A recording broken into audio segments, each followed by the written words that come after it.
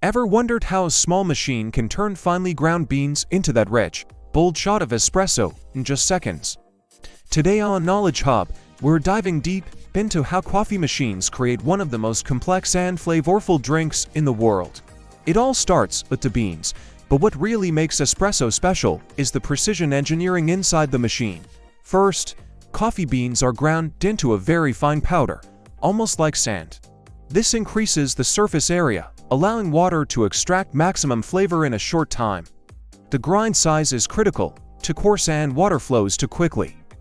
Too fine and it restricts flow, potentially over-extracting the coffee. The ground coffee is then packed tightly into a component called the portafilter using a tool called a tamper, creating a dense and evenly distributed puck.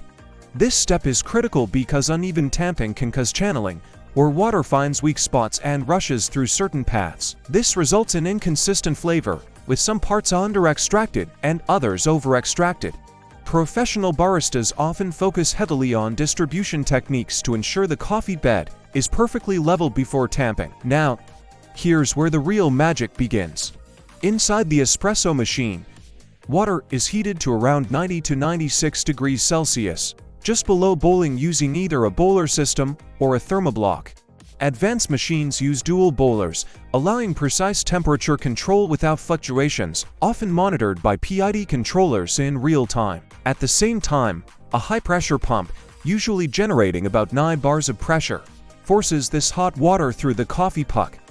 There are typically two types of pumps used: vibration pumps, which are smaller and more common in home machines, and rotary pumps, which are larger, quieter, and used in commercial setups for consistent pressure delivery. Before full pressure is applied, many machines perform a process called pre-infusion, where low-pressure water is gently introduced to the coffee puck. This allows the grounds to expand and saturate evenly, reducing channeling and improving extraction quality.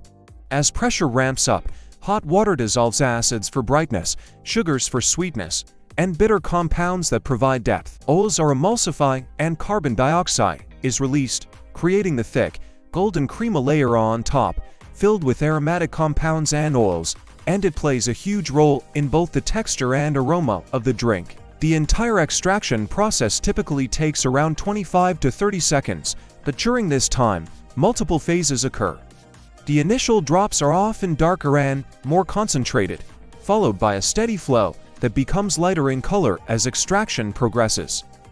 Baristas often watch for a honey-like flow, indicating optimal extraction. If the shot runs too quickly, it means under-extraction resulting in a sour, weak taste. If it runs too slowly, over-extraction occurs, leading to bitterness and harsh flavors.